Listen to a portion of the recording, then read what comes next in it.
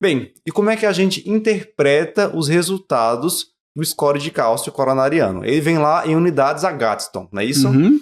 E assim, a gente vai ter alguns pontos de corte a partir dos quais poderemos dizer que esse paciente é um paciente que eu posso ficar mais tranquilo, que ele não vai precisar de estatina, ou é um perfil de paciente em que eu continuo na dúvida, porque isso pode acontecer, ou é aquele paciente que definitivamente vai ter indicação de terapia mais intensiva, né?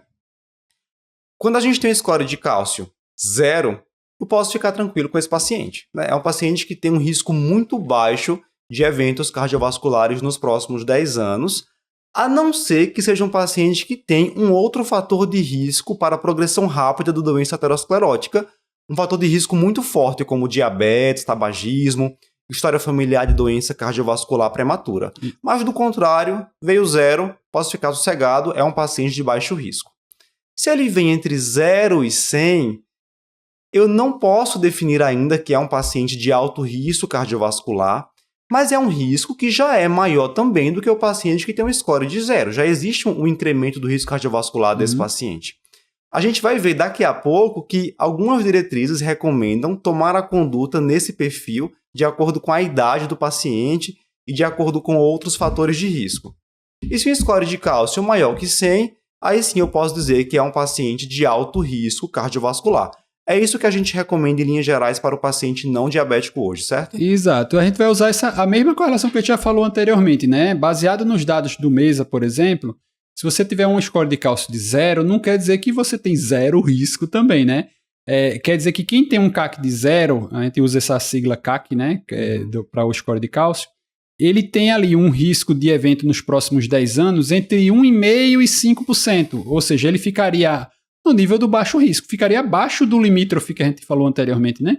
Então, se o limítrofe, o 5 a 7,5, você ainda está na dúvida se vai usar ou não estatina, se ele está abaixo disso, então você está seguro de que não vai usar estatina.